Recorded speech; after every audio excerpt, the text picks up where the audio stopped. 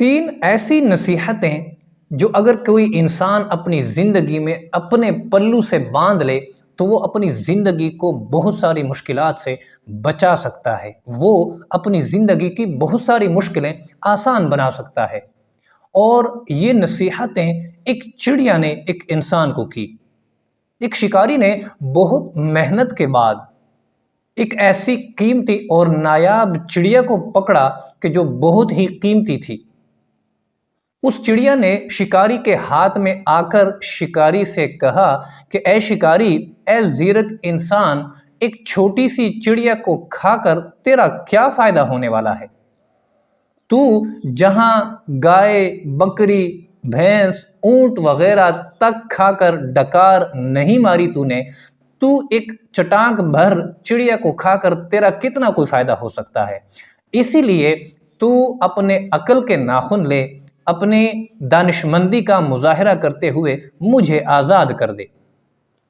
وہ شخص مسکرا کر کہنے لگا کہ اے چڑیا، ہو سکتا ہے میں نے تمہیں کھانے کے لیے نہیں بلکہ بیچنے کے لیے پکڑا ہو۔ چڑیا کہنے لگی کہ اے زیرک انسان، ایک چڑیا کے بدلے تمہیں کتنا کچھ مل سکتا ہے؟ 5، 7، 8، 10 درہم بس۔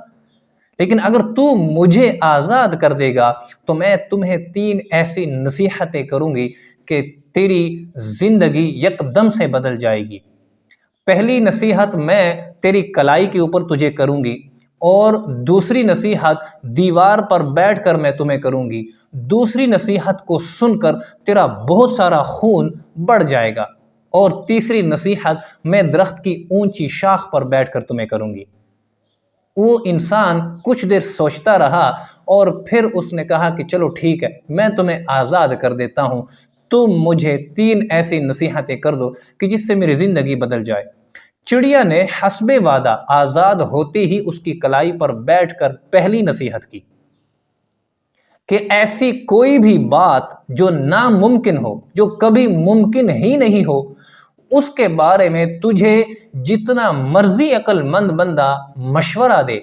اس کے اوپر کبھی بھی تم نے اعتبار نہیں کرنا، کبھی تم نے اس کا یقین نہیں کرنا۔ وہ بات کہ جو کبھی ممکن ہی نہیں ہونے والی،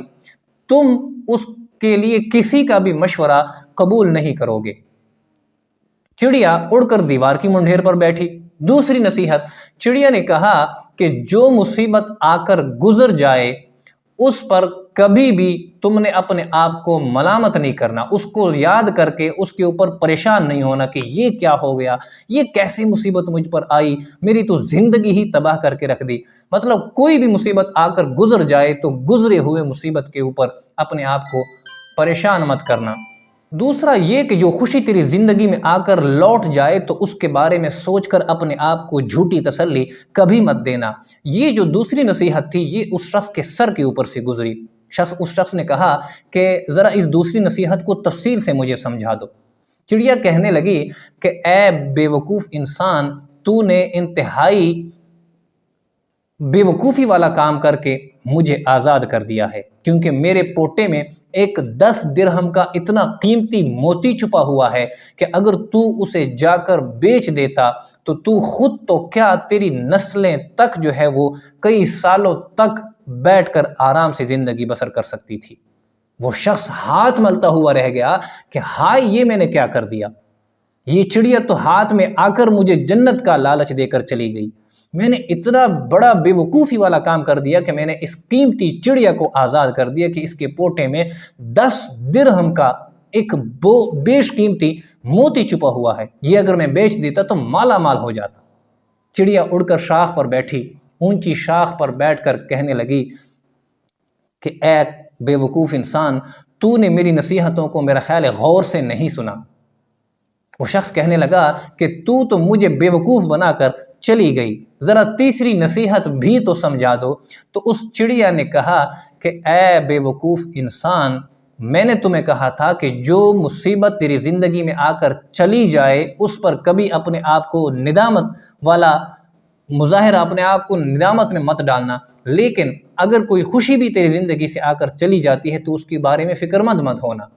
دوسرا یہ کہ تم اتنے بیوقوف کیسے ہو سکتے ہو، تمہیں اتنی بھی سمجھ نہیں آئی کہ جو میرا ٹوٹل کل ملا کر وزن 3 درہم کے برابر بھی نہیں ہو سکتا، میں اپنے پوٹے میں 10 درہم کا موتی کیسے چھپا سکتی ہوں، کیسے اس کا وزن میں اٹھا سکتی ہوں۔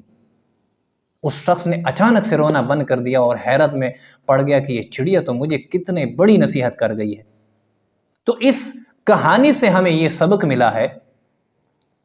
کہ ہمیں اپنی زندگی کو کسی ایک